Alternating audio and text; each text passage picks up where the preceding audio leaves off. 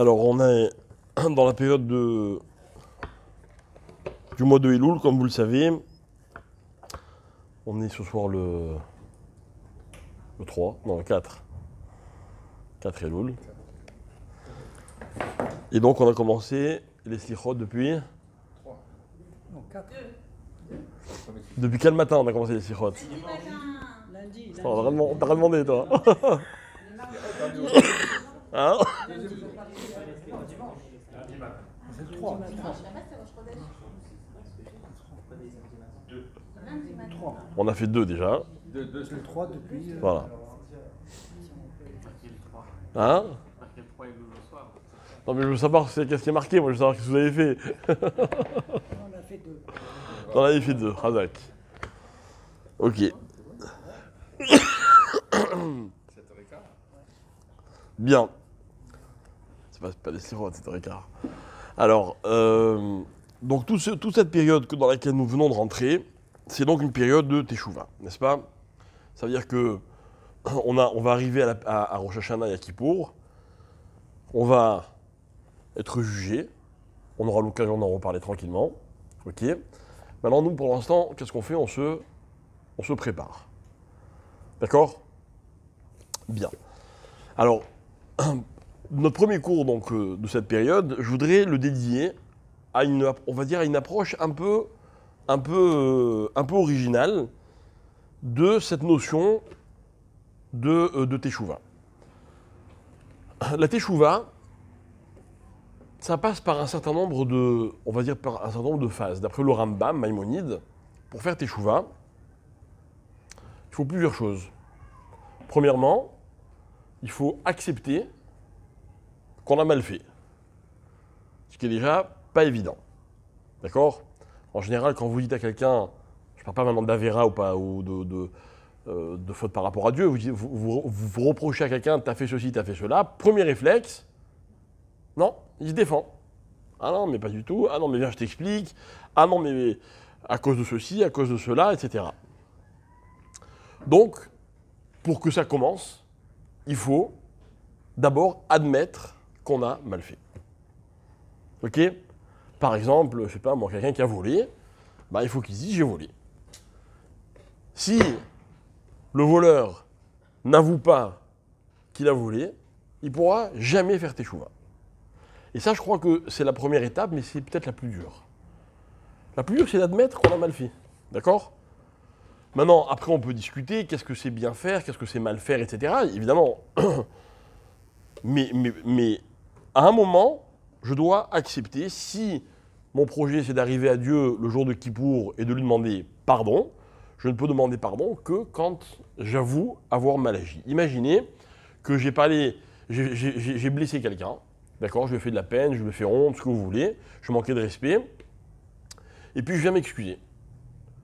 Et en venant m'excuser, je lui dis, tu sais, moi j'estime que je t'ai rien fait, mais pardon. Hein. Ça passera pas, ok? Si je vous demande pardon de cette façon, vous allez me dire, ton pardon, il vaut rien. Il n'y a que si je viens en vous disant, j'ai mal fait, et je te demande pardon, là, éventuellement, on peut en discuter. Deuxième étape, nous dit le Rambam, il y en a 3. Deuxième étape, c'est quoi? C'est, juste après, c'est le regret. Le regret, quoi? Pas toujours, ok? Il faut avouer qu'il y a des avérotes qui sont tellement kiffantes que c'est dur de les regretter. C'est vrai. Enfin, bon, ce qu'on m'a raconté, ok? On a du mal à les regretter. Donc, j'ai blessé quelqu'un, j'avoue l'avoir blessé, voilà, je t'ai mal parlé, je t'ai manqué de respect, je regrette profondément. Ah, voilà, bravo, tu méritais, Khlet. C'est plus d'excuses.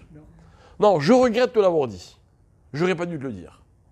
Ok? J'ai volé, je regrette d'avoir volé. Vous voyez, je prends des avérotes qui mettent personne mal à l'aise, hein? Ok? Bien. Donc, deuxième étape, le regret. Troisième étape, ne plus recommencer. Mais là, par contre, ah ouais. Là, par contre, le Rambam, Maïmonide, il va très loin. Il dit en fait, la Teshuvah, elle est toujours en point de suspension, d'accord? Jusqu'à ce que la personne se retrouve dans la même situation que celle dans laquelle elle a commis une erreur, et elle ne le refait pas. D'accord? Donc le coup de dire à Dieu, je te promets, je ne recommencerai pas, c'est peut-être sincère. Mais tant qu'on n'a pas été, entre guillemets, testé, on ne peut pas savoir. Ok? Donc, 3 étapes. Accepter d'avoir mal fait. Regretter. Et ne pas recommencer, même si les circonstances s'y prêtent à nouveau. D'accord? Bien. Alors moi, je voudrais comparer ces trois étapes à trois dimensions de la période de toute cette période de Teshuvah. Premièrement, vous savez que entre Rosh Hashanah et Kippour, il y a de grandes différences. On va dire comme ça, dans la tradition, on dit que Rosh Hashanah, c'est Yom Adin Barachamim, alors que Kippour, c'est Yom Arachamim Badin. J'explique. Rosh Hashanah, c'est un jour de jugement dans la miséricorde. Yom Kippour, c'est un jour de miséricorde dans le jugement. Et en fait, ce qui est très intéressant, mais encore une fois, je pense qu'on y reviendra, ce qui est très intéressant, c'est de voir cet équilibre entre ces deux notions. D'un côté, le din, d'un autre côté, la miséricorde. Et en fait, la justice divine ne peut pas exister s'il manque l'un ou l'autre. La justice des hommes, c'est quoi? Ok? Un policier vous arrête, vous avez brûlé un feu rouge. Oui, mais vous comprenez, j'ai ma belle-mère qui... Pas savoir. Brûler un feu rouge, brûler un feu rouge. Presque logique. D'accord? C'est-à-dire que l'homme, il ne peut pas prendre en compte tous les paramètres. Il y a une justice, il faut l'appliquer. Chez Akadosh Baruch Hu, c'est pas comme ça. Chez Akadosh Baruch Hu, pour vous donner un exemple, Dieu ne punira jamais un homme si les personnes qui aiment cette personne risquent de souffrir de sa punition, mais ne méritent pas de souffrir. Bon, hein? Comme ça dit la Gemara. C'est comme la mère d'un rachat. Elle ne mérite pas de souffrir de voir son fils malade, par exemple, alors qu'il mériterait, d'accord, par exemple, eh ben Dieu ne va pas exécuter la sentence. Pourquoi? Parce que Dieu prend tous les paramètres en compte. Ça veut dire que la notion de justice, elle est un équilibre parfait entre din et rachamim. Din et rachamim, c'est quoi? C'est distance et rapprochement. C'est, dans un autre contexte, amour et non, oh, bravo, et respect. D'accord? Amour égale rapprochement, respect égale distance. En hébreu, ahava et ira. C'est ce que tu voulais dire. Ok? Ahava et ira. Dieu, c'est mon copain. Ben voilà, ça fait 2 jours qu'on fait des slichot. Ok? Je ne sais pas si vous avez déjà assisté à des slichot depuis l'année dernière. Ok? Mais on va dire à Dieu, c'est l'achlanou. On lui demande de nous pardonner en chantant. C'est quand même pas mal, quoi. Tout au long des slichot, on va dire sans arrêt, Avinu, et on va dire Malkenu. Notre Père et notre Roi. Il est les deux. Il est Din et il est Rachamim. Ok? Et en fait, ce qui est intéressant, c'est que Din et Rachamim, c'est le mécanisme selon lequel l'homme fonctionne dans sa vie. Et c'est ce que je vais essayer d'expliquer et de faire un rapport entre ces deux notions et la Teshuvah. Où se situe la Teshuvah par rapport à cela? Et donc, pour comprendre cela, on va voir comment la Torah, elle parle d'amour. Ok? Elle parle d'amour. Alors, il y a une histoire que vous connaissez tous, enfin un verset en tout cas que vous connaissez tous, qui va donner lieu à une histoire. C'est le verset du Shema, qui dit « Ve'aftat Hashem Elokecha » tu aimeras l'Éternel ton Dieu, « Bechol levavecha » Bechol nafshecha, ufrol meodecha. Il faut aimer de tout son cœur de toute son âme et de tous ses moyens. Et moi, ce que je veux essayer de partager avec vous, c'est l'explication selon laquelle cœur, âme et moyens s'intègrent dans un parfait parallèle avec din, rachamim et teshuva. D'accord? Mais on va aller encore beaucoup plus loin. Pour bien comprendre les notions, on va parler d'autre chose.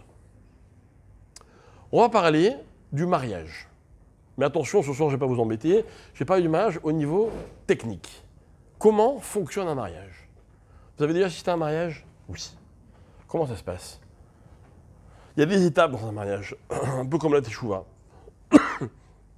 Par exemple, à un moment, le khatan il met la bague au doigt de la kala. C'est une étape. Ok? Est-ce qu'il y a une étape avant celle-là? Ouais. Et encore? La ketouba, c'est après la bague. Kiddushi, mais avant ça. Non. Non, mais je parle sous la roupa. C'est quand il rentre sous la roupa. C'est une première étape. Donc, il rentre sous la roupa, on récite les kiddushin, il met la bague, il donne la ketouba, et après on conclut avec ce qu'on appelle les héroussines. C'est des étapes tout ça. D'où on sait qu'il y a ces étapes, parce qu'il y a un texte qui nous dit, de façon très très crue, comment doit se passer un mariage. Alors je vais vous raconter, ça ne va pas vous plaire, hein, je vous dis tout de suite mesdames, mais on va rester copains si vous restez jusqu'à la fin du cours. Ok? Alors voilà comment ça commence. La Mishnah dans Kiddushin, elle dit Aïcha niknit bishlosha dvarim. Drachim. Ok? Je traduis, si. Je traduis. La femme est acquise de 3 manières. D'accord? Acheter, acquise, pareil. Alors évidemment, c'est vexant, quoi. C'est pas du tout l'idée de la Torah. Une femme, c'est pas une marchandise. Donc on va expliquer quelle est cette notion. D'un autre côté, il n'y a pas marqué l'homme acquiert la femme. Il y a marqué la femme est acquise. D'accord? De là on apprend. Hein. S'il y avait marqué l'homme achète, on aurait déduit que la femme elle n'a pas son mot à dire. Du fait que c'est la femme qui est le sujet de la phrase. Donc ça veut déjà dire que si elle est consentante, ça marche, sinon ça ne marche pas. Pas mal quand même, hein? Au moins. Bien. Quelles sont les 3 façons dont ça se passe? Par lesquelles ça passe? La Mishnah, elle dit Kesef, Shtar, Bia. Donc ça, c'est les fondamentales. Kesef, c'est de l'argent. Shtar, c'est contrat. Bia, c'est l'intimité. D'accord? Donc, en réalité, à l'origine, d'après la Torah, on pouvait se marier que par l'un de ces 3 moyens. Premièrement, je pouvais donner de l'argent à une femme, en échange de quoi, si elle accepte, elle devient ma femme. Je pouvais lui faire juste un contrat, une ketouba. Ou alors, je pouvais, par un rapport intime, dans l'intention de se marier, d'accord, dans l'intention de se marier, dire voilà, en échange, enfin, par ça, tu deviens ma femme.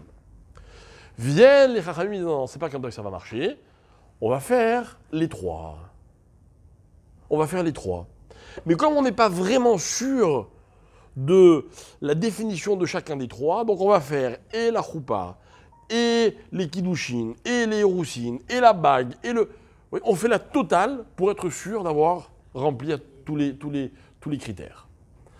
Mais au-delà de cela, mes chers amis, ce que je voudrais que l'on comprenne, c'est pourquoi ça doit se passer de cette façon.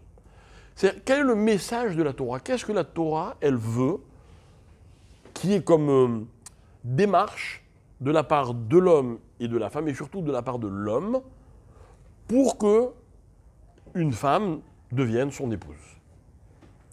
Réponse, écoutez bien, elle veut que l'homme arrive à un moment dans une relation dont la Torah nous a décrit un modèle, à savoir Ve'ahavta, et tu aimeras Bechol evavecha, Bechol nafshecha ufrol meodecha.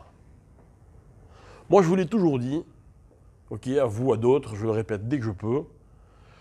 Dans le mariage juif, l'amour, c'est le paramètre. Mais, contrairement à d'autres, chez nous, on ne se marie pas par amour, on se marie pour l'amour. Ça n'a rien à voir. Chez nous, quand on se marie, on ne s'aime pas forcément. Si on s'aime, tant mieux.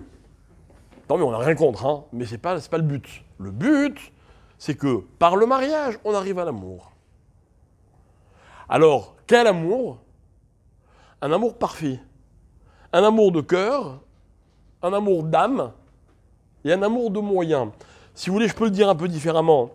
Je peux dire comme ça que il faut que l'amour soit intérieur, mais aussi extérieur et aussi périphérique. Je vais expliquer. Ben oui. On va voir. On va voir.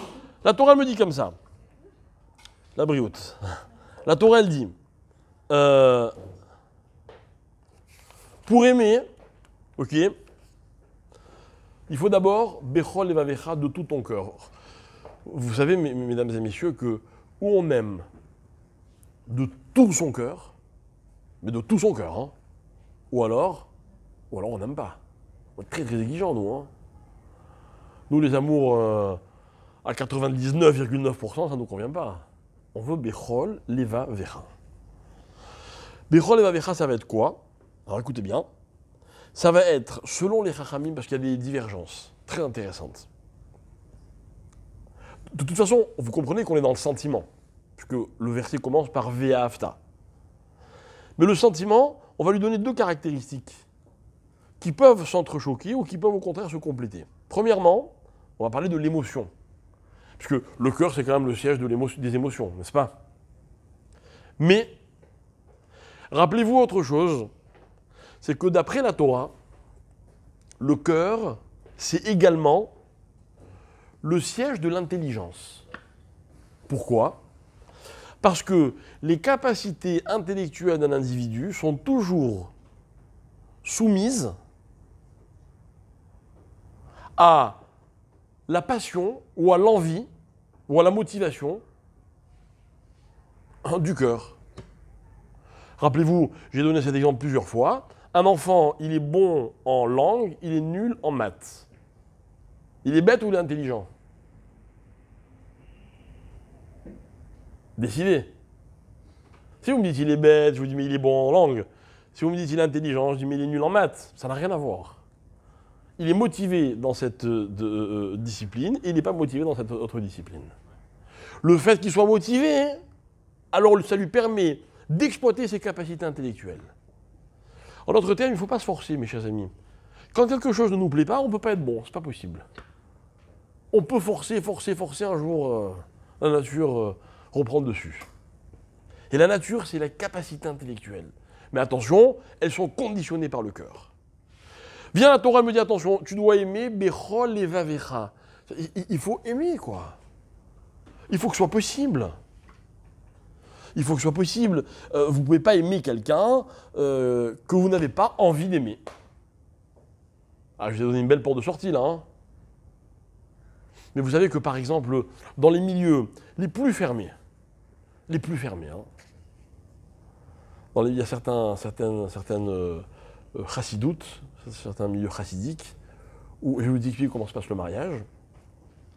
C'est un chidour, mais évidemment qui est arrangé par les parents, les ceci, les cela, etc. Ok. Le couple se voit une fois, et il se marie 12 mois après. 1 an. D'accord? Et il ne se voit plus pendant 1 an. Je sais pas. Non, mais sincèrement, je sais pas. Pas sûr, hein. Ce serait que le physique. Pas sûr. 12 mois après, on ne se souvient plus. Croyez-moi, ça donne pas des couples qui sont moins bons que dans d'autres milieux. Et je vais vous dire quelque chose, pour avoir discuté avec une dame qui s'est mariée comme ça. Elle nous a raconté, avec mon épouse, elle nous a dit, eh ben moi, j'ai aimé mon mari tout de suite. J'ai passé 1 heure avec lui, on a parlé pendant 1 heure. Il était beau. c'est relatif. Parce que dans ces genres de milieux, ils ont un look. Vous voyez, vous aimez peut-être pas, mais elle adorait, elle. Et finalement, pendant 1 an, elle l'a attendu avec impatience quand elle savait qu'il devait aller faire une telle course. Elle s'arrangeait pour le croiser les armes. D'accord? Ok? Mais pourquoi ils font ça? Pourquoi ils font ça? Comprenez ma question. Ma question, c'est pas pourquoi ils ne se voient pas pendant 1 an. C'est pourquoi ils se voient une fois. Ils se voient une fois, parce que la Guémara dit qu'on ne peut pas épouser une femme sans l'avoir vue au moins une fois avant. Donc ils font une fois. Parce qu'il faut décider si on peut aimer ou pas. Et aller savoir si un couple que l'on retient pendant 1 an, et un jour on les laisse s'aimer, allez savoir si dans cet amour il n'y a pas une énergie inimaginable, que vous et moi on peut même pas imaginer. Allez savoir. En tout cas, je vais vous dire quelque chose, il y a des miracles incroyables dans ce genre de mariage. J'en connais un. L'histoire m'a été racontée par la personne qui a fait le chidour. Ça se passe comme ça. Donc, ils vivaient dans un milieu très très fermé. Et arrivé le jour du mariage, tout le monde est là, tous les invités sont là, le rav est là, on attend pour la choupa, et on apprend. Et on sait pas ce qu'on attend. Au bout d'un moment, on vient chercher cette dame qui était dans l'assistance avec les invités qui attendaient, etc. Cette dame qui avait fait le chidour. On l'appelle, on lui dit écoute, on a un problème. Le khatan ne veut pas venir sous la choupa. Il veut pas. Il veut pas se marier. Et il dit la seule personne avec qui il peut parler, il est prêt à parler, c'est toi. Donc est-ce que tu peux venir le voir? Bon. Donc elle assume son rôle jusqu'au bout. Elle va, il est dans une pièce. Donc on fait sortir tout le monde. Il lui dit écoute, je suis désolé, je peux pas me marier. Il dit mais pourquoi? Il dit parce qu'il faut que tu comprennes une chose, c'est que je ne suis pas ce que j'ai l'air d'être. Voilà, moi je ne suis pas dans cet esprit de la communauté de laquelle je fais partie, etc. Je suis beaucoup plus ouvert. Moi je veux avoir la télévision chez moi, je veux ceci, je veux cela, etc. J'ai joué le jeu, mais voilà, maintenant, au moment de vérité, je ne suis pas capable. Bon. Alors elle lui dit bon, écoute, ok, tu m'attends, je reviens.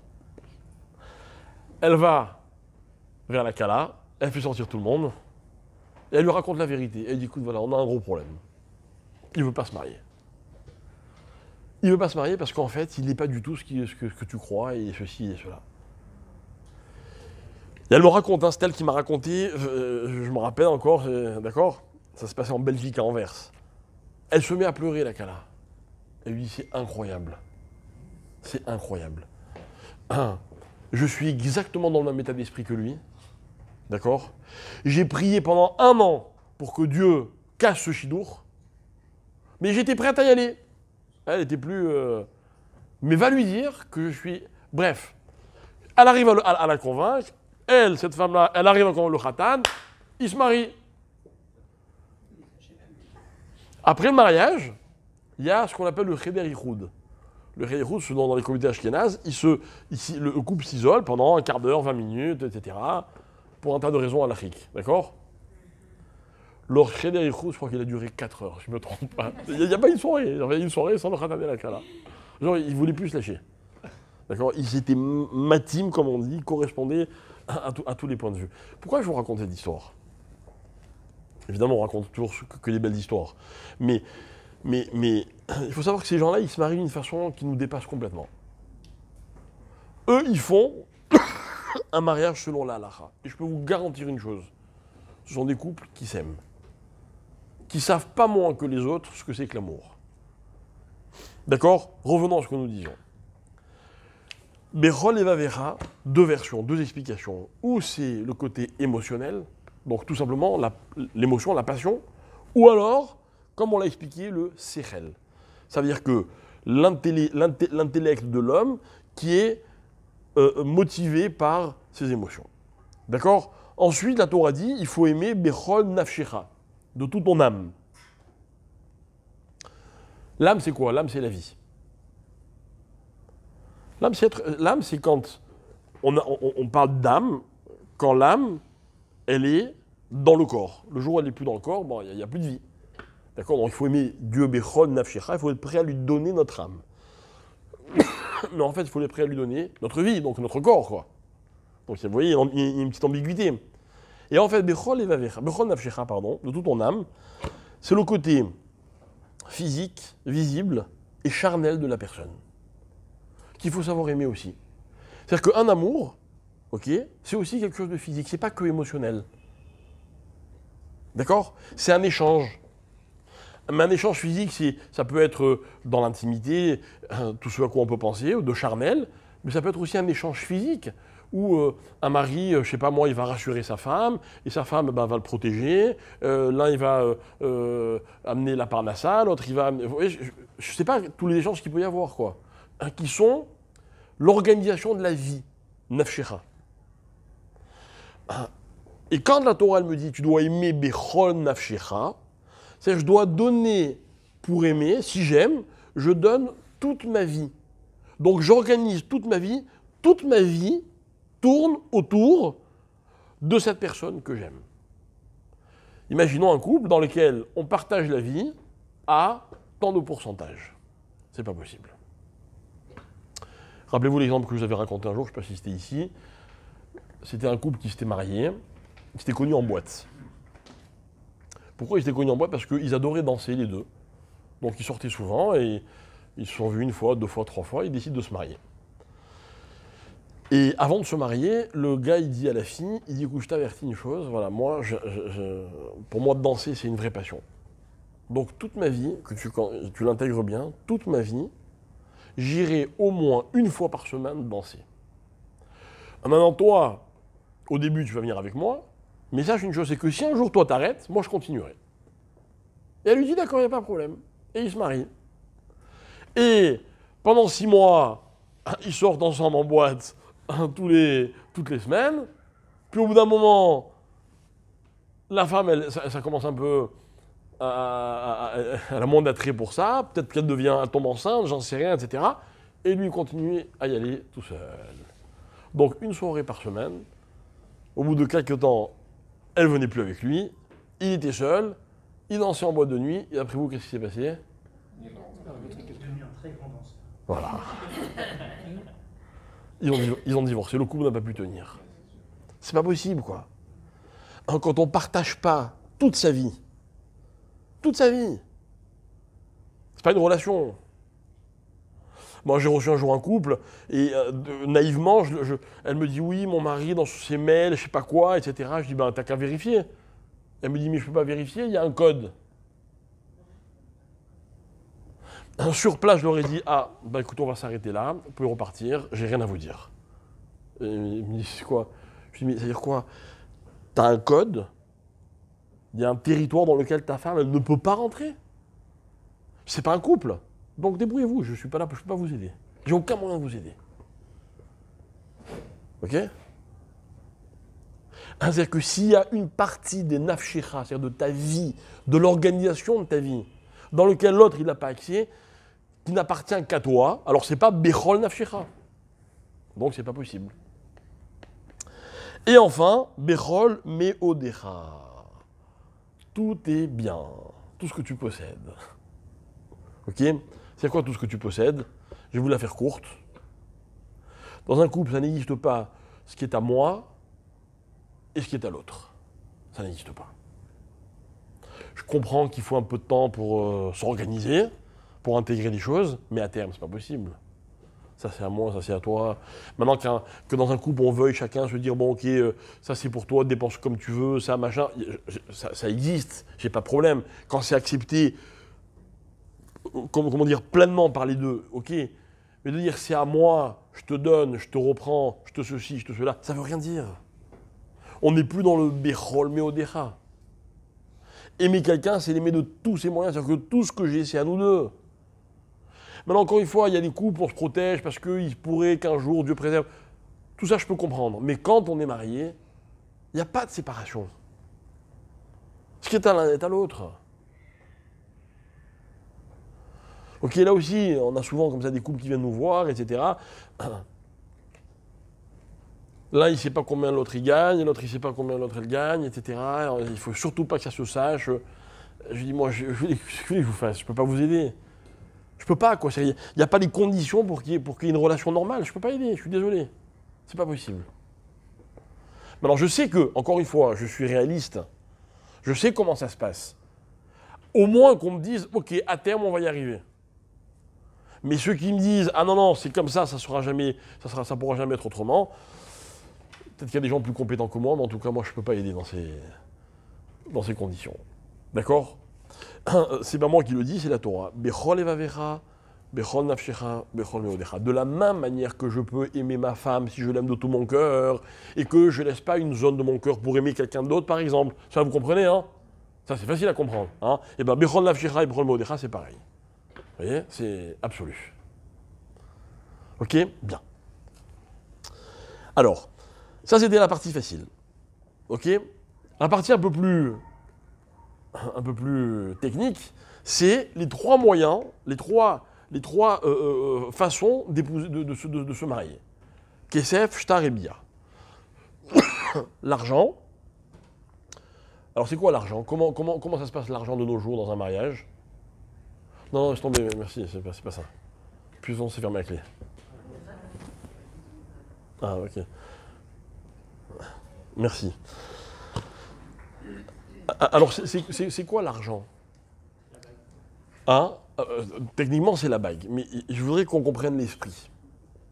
D'où on apprend qu'un mariage se fait avec de l'argent. Qu'il faut donc donner quelque chose à une femme, notamment, de nos jours, c'est une bague. À l'époque, ce n'était pas forcément des bagues. Ok? D'où on l'apprend? On l'apprend. Bravo. En fait, parce qu'à l'origine, il y a marqué ki kar ish isha. Lorsqu'un homme prendra, et prendra, ça veut dire acheter avec de l'argent, une femme. D'accord? Demande les Chachamim, pourquoi quand on veut dire acheter, on dit prendre? Ok? Écoutez bien, la réponse comme elle est, merci beaucoup, la réponse comme elle est limpide. Parce que quand quelqu'un se marie, soyons honnêtes, d'accord?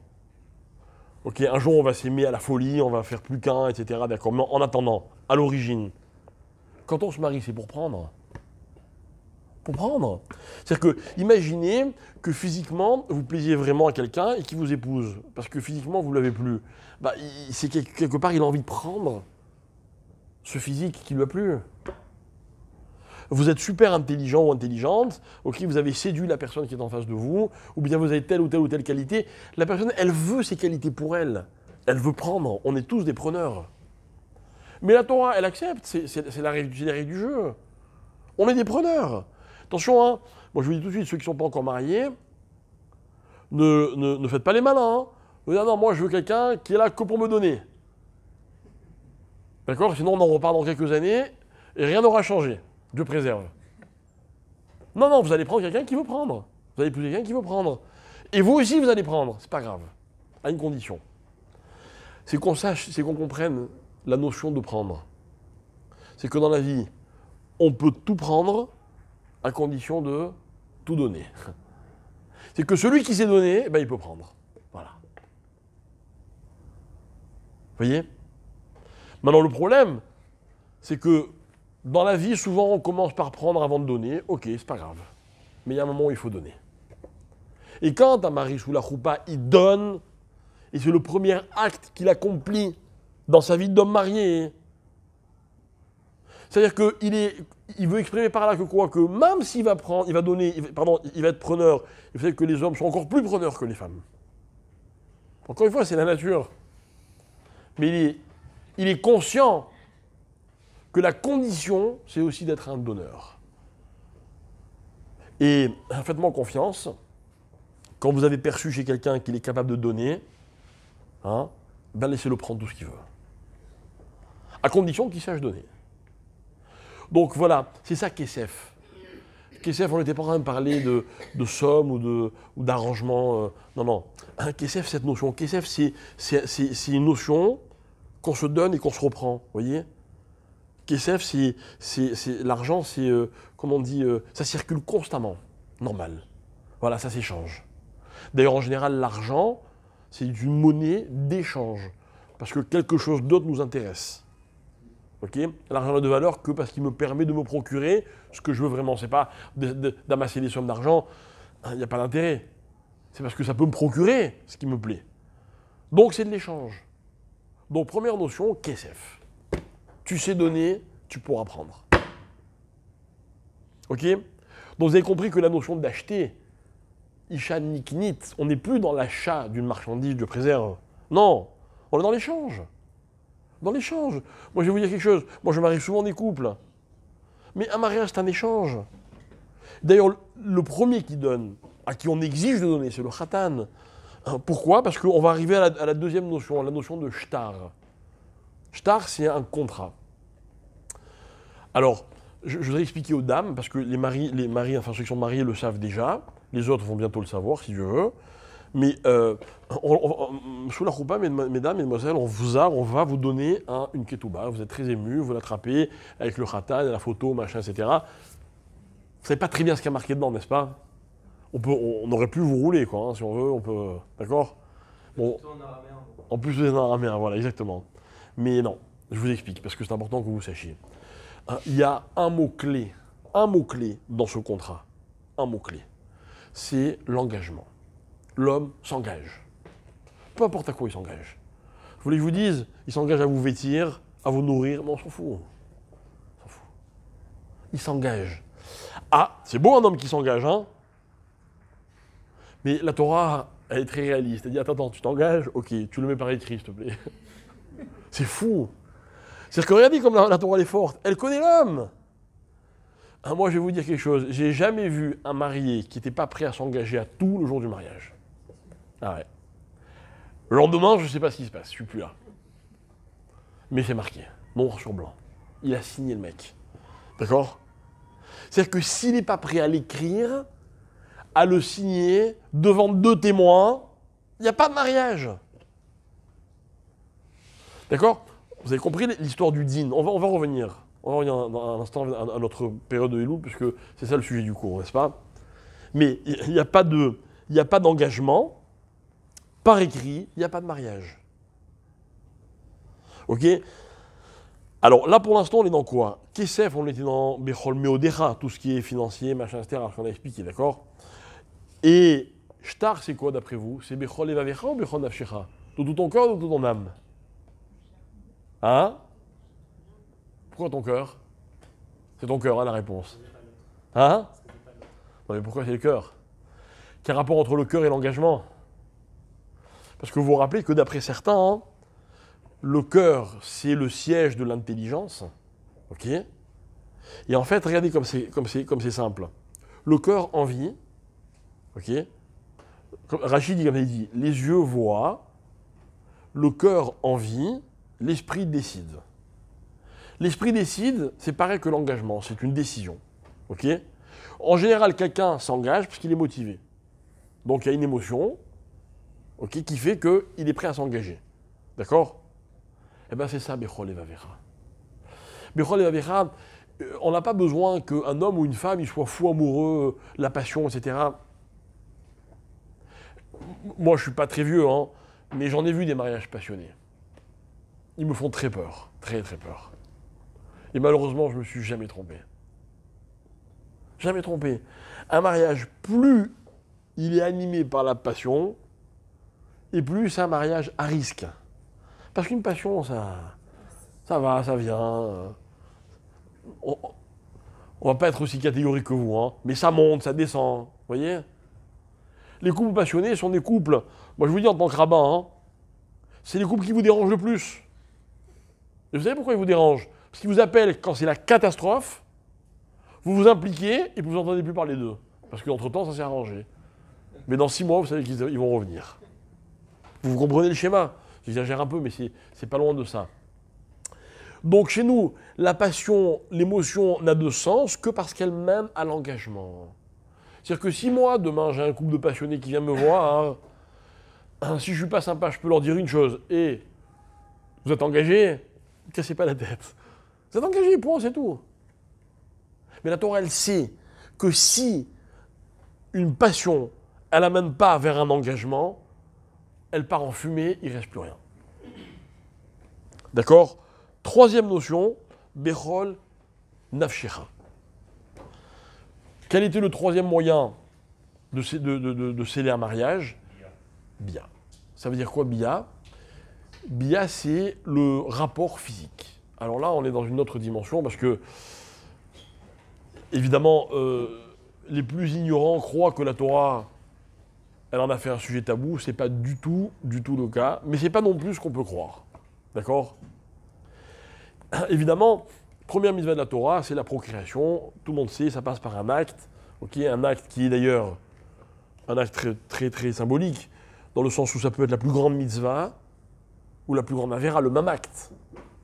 C'est l'acte qui est la révélation de la signification du bien et du mal. À savoir que c'est jamais à l'intérieur d'un acte, mais c'est l'acte dans un contexte.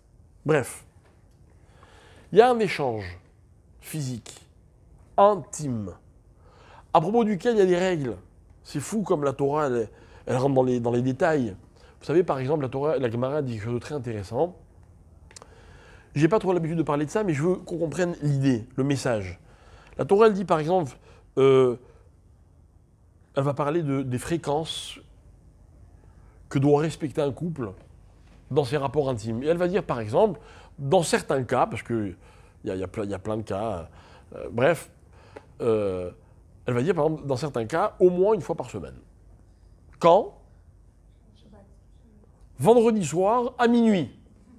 C'est un tue-l'amour, quoi. Vous voyez, je veux dire, genre, il est minuit moins 5, ah non, ah, c'est quoi l'idée? Alors l'idée, c'est pas de dire, attention, maintenant, vos marques près, non. On va décortiquer chacune de ces notions. On va dire comme ça, écoutez bien. Écoutez bien. On va dire vendredi soir, donc Shabbat. Pourquoi Shabbat? Pour une raison très simple. Parce que la Torah, elle me dit que je dois finir de travailler pendant 6 jours. D'accord? Parce que la Torah dit, tu travailleras pendant 6 jours, et le 7e, tu te reposeras. Vont expliquer les Chachamim, quand arrive Shabbat, la vraie dimension du Shabbat, c'est quoi? C'est pas de tout mettre dans un tiroir et dire, bon, je continue samedi soir. Non. Quand arrive le Shabbat, de la même manière que Dieu a terminé le monde à l'entrée du Shabbat, nous, on doit être dans l'état d'esprit de celui qui a tout terminé. Quand arrive Shabbat, il n'y a plus rien d'autre que le Shabbat. Donc la Gemara, elle dit, en semaine, une personne, elle n'est jamais complètement disponible à cause de tout ce qu'elle a à faire. Mais l'état d'esprit du Shabbat, c'est la disponibilité. Il n'y a plus rien à faire. Donc c'est la première condition. Pourquoi? Parce que pour qu'un couple puisse vraiment se retrouver, il faut qu'il n'y ait rien d'autre. Il ne faut pas qu'ils aient l'esprit occupé. Non. Quand on est avec une personne, même dans l'intimité, mais qu'on a l'esprit ailleurs, ça pose de vrais problèmes. Par exemple, la Gemara va expliquer qu'on n'a pas le droit d'avoir de rapport quand on a bu, qu'on est sous.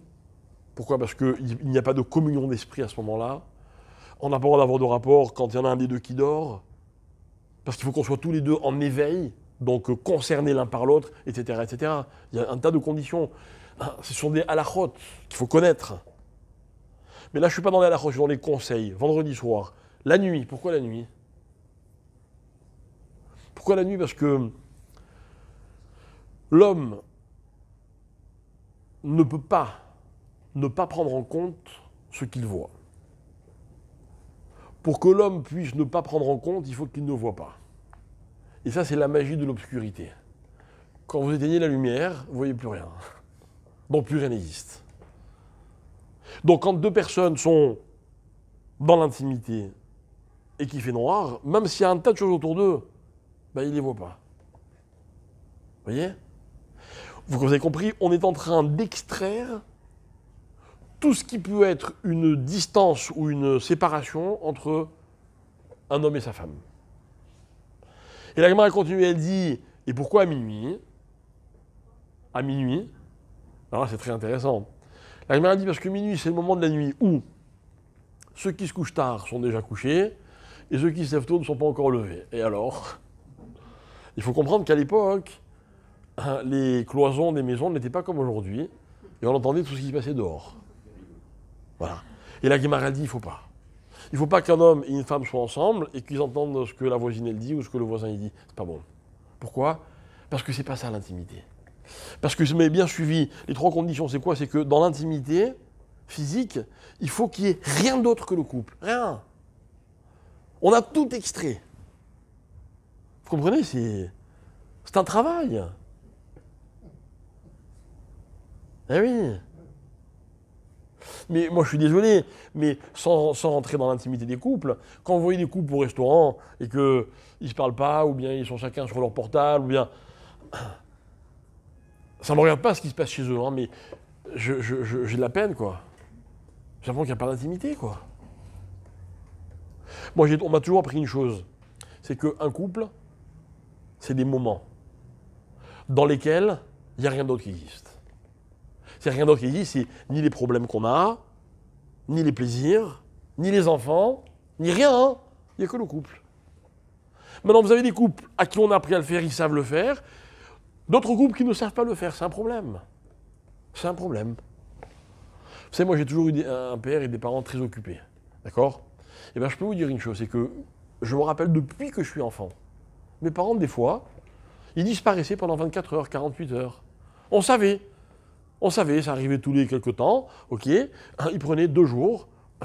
À l'époque, il n'y avait pas de portable, il n'y avait pas de rien. Ils nous appelaient 1 fois ou 2 fois par jour, tout va bien, ok, bye. On ne savait pas où ils étaient. Mais ils se sont retrouvés, quoi. C'est normal, ils étaient tellement occupés par la vie qu'il leur fallait ces moments-là. Mais un couple qui n'est pas capable de faire ça, c'est quoi le problème ? C'est-à-dire que, quelle est la défaillance qu'on entraîne quand on n'est pas capable d'être complètement avec l'autre, à l'autre ? Réponse, on ne peut pas lui montrer à quel point elle compte pour nous. C'est-à-dire que si pendant que je suis dans un moment d'intimité ou même tout simplement un moment que je partage, etc., je ne suis pas exclusivement à la personne, à mon conjoint, eh ben, je ne peux pas lui exprimer à quel point elle compte pour moi. Et ce que vont expliquer les chachamim, c'est que l'intimité d'un rapport, c'est la meilleure expérience d'un couple pour que chacun prouve à l'autre à quel point elle compte ou il compte pour lui, ou pour elle. Vous voyez, c'est ça le mot-clé. Tu comptes pour moi. Tu comptes pour moi. Vous savez, quand ici ou là, on apprend que, enfin, on nous parle du fait qu'un couple qui est marié depuis plusieurs années, etc., c'est une routine qui s'installe, etc. C'est vrai. C'est vrai, tous les couples, c'est un danger qui les guette. Sauf quand dans un couple, le souci, c'est de montrer à l'autre à quel point il compte pour moi. Il n'y a pas de routine dans ces cas-là. Dans ces cas, tous les problèmes dont on peut nous parler ailleurs n'existent plus. La Torah l'a dit en 3 mots. Levavecha, nafshecha, meodecha. Vous voyez ? Et la Gemara le reprend au niveau technique. Ah ben oui, pour se marier, il faut kesef, shtar et bia. C'est 3 dimensions. L'intérieur, lève. L'extérieur, d'accord, donc de se plaire, mais aussi l'organisation de la vie. Et meodecha, tout ce qui est périphérique. À part ce que je suis et à part ce que je ressens, il y a l'organisation de ma vie. Un couple recomposé, dans lequel il y a des enfants des 2 côtés, eh ben, on recompose la vie. Ça s'appelle meodecha. Vous voyez ? C'est pas que de l'argent. Meodecha, les moyens dont on dispose, c'est aussi les connaissances. Imaginez quelqu'un, il est plein de connaissances, mais il ne partage pas avec son conjoint. Mais l'autre, il va se sentir exclu. Comme l'argent. C'est comme un homme ou une femme qui aurait de l'argent et qui dit non, c'est pas pour toi, ça c'est à moi. Non, il n'y a pas de zone dans laquelle l'autre ne peut pas pénétrer. Bechol meodecha. Ok ? Alors, la Torah, elle conclura en un mot. Elle dira que lorsque Adam et Chava, le premier couple de l'histoire, sont mariés, comment la Torah, elle parle du mariage ? Elle dit « Vayeda Adam et Chava ishto ». Et Adam a connu sa femme. C'est quoi connaître sa femme ? C'est l'expérience. C'est-à-dire que tout ce que je viens de vous expliquer, mes chers amis, c'est un projet qui prend 70 ans, 80 ans. Il y en a qui sont obligés de finir avant, c'est pas nous qui décidons, mais ça peut prendre 80 ans, quoi. Parce que ce qui compte, c'est quoi ? C'est de se connaître. C'est plus on aura vécu, plus l'expérience, elle sera riche, alors plus on pourra dire « Ah oui, eux, ils se sont connus ». Et moi, je me rappelle quand j'étais jeune marié, J'enviais les couples qui étaient mariés depuis 20 ans. Je me disais, j'espère que je vais y arriver. Eux, ils se connaissent. C'est pas que j'avais des problèmes particuliers, mais cette volonté de connaître l'autre. D'accord? Alors pourquoi je vous parle de ça ce soir? D'abord parce que c'est dans les parachiotes, en ce moment on a lu le schéma, etc. Et donc c'est toujours un thème qui est important. Mais aussi je voulais qu'on comprenne l'histoire de la Teshuvah. Avant de rentrer dans le sujet, dans le vif du sujet de la Teshuvah, Blineder dans les semaines qui viennent, je voulais que, d'abord, on comprenne ensemble que la Teshuvah, ok, c'est une démarche dans laquelle on va impliquer ce que l'on est. Ok? Alors, regardez. Cette Teshuvah-là, elle dure 40 jours. Depuis Rosh Chodesh Elul, c'est-à-dire dimanche dernier, jusqu'à la fin de... Pardon. Jusqu'à la fin de Kippour. Ok? 40 jours. Je ne sais pas si vous allez aller au Stirot tous les jours ou pas, peu importe. Chacun il fait son maximum et tout ce qu'on fait c'est bien. Ok? On va tous se retrouver à la synagogue à Kippour, ça c'est sûr. Ok? D'accord. Kippour c'est une journée qui est exaltante. Moi je ne sais pas vous, mais moi Kippour tous les ans à Kippour, je me dis il faudrait qu'il y en ait une deuxième dans l'année. Bon, ça me passe à la fin de Kippour. Hein. D'accord? Mais c'est vrai, c'est une journée magnifique. Kippour pour vous, c'est une journée d'amour ou une journée au contraire de rigueur? D'amour. Mais n'oubliez pas qu'à la fin de Kippour, il y a un verdict. Et il est imparable.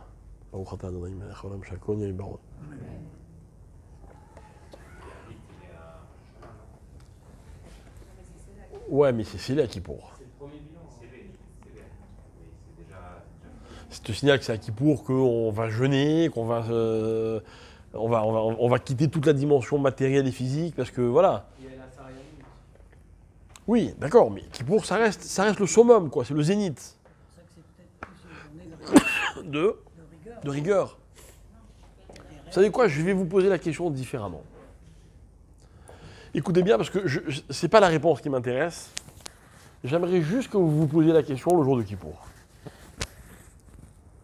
Et c'est ça qui m'intéresse plus que le reste. C'est est-ce qu'à Kippour, vous avez le sentiment de plus aimer Hachem ou de plus le redouter? Vous voulez que je vous donne la réponse? C'est pas une réponse, hein, mais c'est la réalité. Il y aura des heures comme ça dans Kippour et il y aura des heures comme ça. Il y aura des moments où on va se sentir mais tellement proche de Dieu. On va se dire mais c'est extraordinaire. Mais vraiment, Dieu, c'est notre ami, c'est notre confidence. Et on peut tout lui dire à Dieu. Il y a une confiance incroyable entre l'homme et Dieu. Vous voulez que je donne une preuve? Moi, je sais ce que vous allez lui dire à Kippour, Dieu. Vous allez dire, écoute, je te promets, je ne recommence plus. Allez, laisse-moi une année, tu vas voir là, tu vas pas être déçu. Hein. Ah, vous l'avez dit l'année dernière, et celle d'avant, et celle d'avant. C'est pas grave, il va vous croire. Il va vous croire. Vous allez raconter à Dieu des choses que vous n'avez jamais racontées à personne. Bon, peut-être qu'il le savait déjà. Ok, c'est possible. Mais vous allez lui dire, il y a une intimité incroyable. Et il y aura des moments où peut-être que vous allez vraiment flipper, quoi. Normalement, on devrait passer par là. Hein. Si on était conscient vraiment de ce que c'est que Kippour, on devrait se dire, mais je suis fou, moi. Normalement, à Kippour, mes amis, c'est pas qu'on ne mange pas. C'est qu'on ne peut pas manger. Imaginez quelqu'un, il passe en jugement, on va décider s'il est condamné à mort ou si, au contraire, et on lui dit, tiens, tu veux, on se tape un gueuleton? Mais j'ai pas faim, je peux pas manger. Tu veux un verre d'eau? Je veux rien. Voilà pourquoi on jeûne à Kippour. Il ne faut pas passer sur un jeûne de Kippour en disant, bon, qu'est-ce que je vais manger ce soir? Ah, vivement, le coca que j'ai mis au... Non, non, pas du tout. On est complètement déconnecté de tout ça. On a peur. Quand, par exemple, à un moment dans la journée, on se sent mal, on est fatigué du jeûne, etc., il y a des gens qui jeûnent moins facilement que d'autres, etc., c'est pas de l'amour, hein, c'est de la crainte. Donc on est partagé, on est entre les deux. Vous voyez? On est entre le Bechol Evavecha et le Bechol Nafshecha. On est entre la passion, et elle est présente la passion à Kippour, hein, et entre au contraire le côté redoutable d'Akadosh Baruch Hu. Et bien moi, ce que je voulais vous dire, c'est ça, c'est que toute la notion de Teshuvah, c'est ça. C'est que, je vais être sympa avec vous, comme c'est le premier cours de la série, je voudrais que vous reveniez. La Teshuvah, c'est aussi de s'accepter comme on est. Vous voyez ? Moi, j'ai des défauts. Moi, si demain, j'entends un cours... Moi, je me rappelle une année, j'ai étudié pendant un an, un peu moins d'un an, en Angleterre. Dans une yeshiva très ashkénaze, comme ça, très... Ok ? Et c'était l'année de la guerre du Golfe. Aucun rapport, hein. D'accord, c'est pas pour ça que j'étais parti... C'était l'année de la guerre du Golfe. Et on avait un rave que j'adorais par ailleurs, qui est vraiment un rave d'une sommité incroyable. Aujourd'hui, il est rave de la plus grande yeshiva des États-Unis.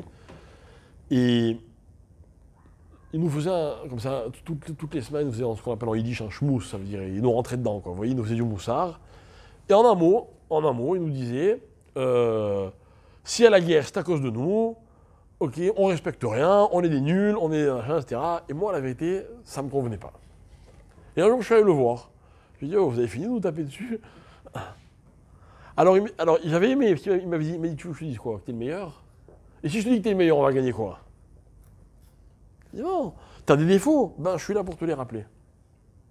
Mais en parlant tête à tête avec lui, j'avais trouvé sa démarche tellement humaine que du coup, ça ne me dérangeait plus. C'est vrai. C'est ça, Teshuvah, quoi. On a des défauts. Le problème d'un défaut, mes chers amis, c'est de l'accepter. Bon, vous savez, j'ai des enfants. Vous croyez que je considère que mes enfants n'ont pas de défauts? Mes enfants ont des défauts. Mais je les accepte. Voilà la différence. Il y a peut-être des gens qui ne supportent pas mes enfants parce qu'ils sont bruyants, parce qu'ils sont agités, comme tous les enfants. Mais moi, je les accepte. Hein. C'est mes enfants. Ils ont des défauts, je les accepte.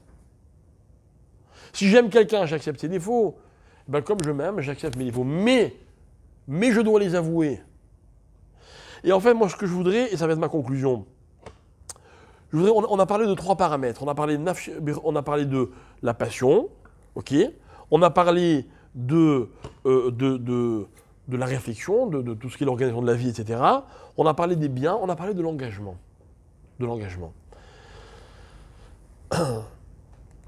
La Teshuvah, mes chers amis, c'est une question d'engagement. J'explique ce que je veux dire. Voilà, imaginez, je prends un juif, il n'est pas du tout pratiquant, il n'est pas concerné, il fait sa vie, etc. Et moi, je veux essayer de le secouer pour faire Teshuvah. Il va me dire, mais qu'est-ce que tu me veux? Je suis très bien comme je suis. Ça vous est sûrement arrivé de parler à des juifs qui vous disent, mais moi, je suis très bien comme je suis. D'accord? Il n'y a pas longtemps, il m'est arrivé d'échanger sur l'homosexualité, etc. Le gars, il me dit, mais on se sent très bien comme on est, que tu nous veux. Quoi, la Torah, elle veut nous donner mauvaise conscience? On n'a pas envie d'avoir mauvaise conscience, nous. Il a raison. La notion d'engagement, c'est qu'il y a toujours un moment dans la vie où l'homme veut, peut-être même décide de faire le mieux possible. Peut-être c'est tous les matins, peut-être c'est une fois par semaine, peut-être c'est une fois par mois, peut-être c'est une fois par an, je ne sais pas. Peut-être c'est 10 fois par jour aussi. Ou quand on se replie sur soi-même, on réfléchit, on fait un petit bilan, un petit point, on veut faire le mieux possible. On veut être le meilleur. J'espère que c'est le cas, quoi. Je ne sais pas ce que vous faites dans votre vie, mais que ce soit un plat de cuisine, que ce soit ranger votre placard, ou que ce soit conduire une voiture, ou que ce soit votre métier, ou étudier la Torah, ou faire une prière, ben, vous avez envie de faire du mieux possible. Vous avez envie d'être la personne la meilleure possible. Eh ben, c'est ça, Teshuvah. Teshuvah, c'est que la Torah, elle vient, elle te dit, tu sais, quand tu as fait ça, eh ben, tu t'es gâché. Tu t'es enlevé la possibilité d'être aussi bon que ce que tu voulais. Vous voyez, c'est pas méchant. C'est pas méchant. Mais ce rave qui vient me dire, si je te dis que tu es le meilleur, on va gagner quoi? En autre terme, il m'avait dit, mais c'est pas mon rôle de te faire des compliments. Je suis là pour t'encourager, c'est très différent. Mais encourager une personne, c'est aussi lui dire de quoi elle est capable. Moi, je dis toujours, quand un bar mitzvah à 13 ans, on lui dit, tu sais, mon petit, À partir de maintenant, tu as 613 000 sur la tête. Il peut se révolter, l'enfant. Il peut dire, oh, mais laissez-moi, je suis un gamin. On va dire, non, non, nous, on sait de quoi tu es capable. Nous, on sait qu'au fond de toi, tu en as les capacités. 613 000 autres. Si je lui donne moins, si je le considère moins. Vous voyez, c'est ça la notion d'engagement. Dans la vie, s'engager, c'est une image que l'on a tous. Ah oui, je m'engage. Combien de fois il vous est arrivé de vous engager à quelque chose en vous disant ce que vraiment je vais pouvoir tenir? Eh bien, je ne sais pas, peut-être que vous n'avez pas tenu, mais ce n'est pas grave. Quelque part, c'était très beau de vous engager. Quelque part, ça dénotait une certaine confiance en vous, et en tout cas une ambition, dans le sens noble du terme. Eh bien, tout ça, ça s'appelle Teshuvah. Et toute la période de Teshuvah, c'est ça, c'est que je veux arriver à un moment, moi, voilà, mon objectif, c'est Kippour. Mon objectif, c'est Kippour. Maintenant, je vais vous raconter, je parle de ma vie à moi, maintenant chacun il se situe comme il a envie. Mais moi, j'estime que je peux pas faire Kippour si j'ai pas au moins 40 jours de préparation, au moins. Je vous ai raconté, quand j'étudiais à la yeshiva, il y avait un rav qui venait nous donner un cours par semaine de Bnei Brak, pendant toute la période de Elul. D'accord? Et il ne parlait pas pendant 40 jours. Il faisait le jeûne de la parole pendant 40 jours. Vous imaginez ce que c'est 40 jours, faire le jeûne de la parole? Et un jour, on l'a demandé, à une autre période, on lui a dit, mais comment tu fais pour faire 40 jours de Tani Dibour? Vous savez ce qu'il a répondu? Il a dit, c'est pas un effort, j'arrive pas à parler. Je suis tellement traumatisé par Kippour que j'arrive pas à parler. Ok? Après, on se situe comme on veut. Mais il y a un travail de préparation. Ok? Comment? Pourquoi il n'a pas peur de toute l'année? Pourquoi juste le dernier mois? D'abord, il y a un côté humain. Et à part ça, il faut comprendre une chose, c'est que le calendrier de l'année, il est organisé pour qu'il y ait des moments comme ça et des moments comme ça. Et si tu vis toute l'année sur un seul moment, tu rates tout le reste. C'est un autre thème. D'accord? Maintenant, pour arriver à Kippour et être prêt à Kippour, ben, il faut se préparer. Je le dis souvent, il y a des fêtes que l'on prépare. D'accord? À Sukkot, on prépare Sukkot, on va construire la Soukha, on va acheter le loulav, on va ceci, on va cela. À Kippour, on se prépare à Kippour. Mais se préparer à Kippour, c'est rentrer dans cet état d'esprit, se dire voilà, encore une fois, je vais m'engager. Mais parce que j'ai vraiment envie de m'engager. Et si je m'engage, c'est que je me pense être capable. Et si je pense être capable, alors j'en arrive à toutes ces dimensions. Amour et crainte, d'accord? Amour et crainte, cette proximité avec Dieu, en même temps, hein, ce côté redoutable de Dieu, et engagement de ma part. Je m'engage, je fais Teshuvah. Faire Teshuvah, moi je suis toujours admiratif de personnes que je connais qui avaient un mode de vie, et puis un jour ils changent de mode de vie. J'avais un copain, ça fait très longtemps, il s'est marié à peu près en même temps que moi, et à l'époque il n'y avait ni email, ni téléphone portable, on était dans un autre système. Et il m'avait dit le jour où j'ai fait ma demande à ma femme, il me dit, j'avais un carnet avec tous mes numéros de téléphone, et j'ai tout jeté à la poubelle. Toutes les cartes postales que j'avais pu recevoir, je ne sais pas, tout ce qu'il gardait, j'ai tout jeté à la poubelle. Et moi, j'avais fait exprès de l'embêter, je lui ai dit, pourquoi? Pourquoi? Il m'a dit, non, je me suis dit, on ne sait jamais, dans un moment de faiblesse. Donc, et c'est un homme qui a fait une Teshuvah complète. Complète. Vous voyez, il a gardé son métier, vous le voyez, c'est un homme moderne, machin, etc. Mais moi, qui le connais bien, il a changé, et tout ce qu'il a changé dans sa vie, c'était définitif. Voilà ce que j'ai Teshuvah. À Kippour, moi je vous donne un bon conseil, ne changez pas tout. Mais ce que vous décidez de changer, il faut y aller jusqu'au bout. C'est des petites choses des fois. Des fois c'est une question d'approche. Mais c'est ça Teshuvah, c'est un engagement. Maintenant, si vous voulez qu'on retrouve la Ketouba dans Kippour, c'est facile. C'est quoi? C'est que le jour de Kippour, c'est le jour où Moshe Rabbeinu est descendu avec les deuxièmes tables de la loi. Donc on a vraiment reçu la Torah à Kippour. D'accord? Donc voilà pourquoi ce jour-là, c'est un jour où véritablement on est dans l'amour d'Hachem, mais à condition qu'il soit de tout notre cœur, de toute notre âme et de tous nos moyens, c'est-à-dire cet engagement complet dans tous les domaines. Et si Dieu veut, on y arrivera. Mais pour ça, je vous propose de continuer à nous préparer pendant les semaines qui viennent en nous retrouvant éventuellement ici. Voilà. Exact.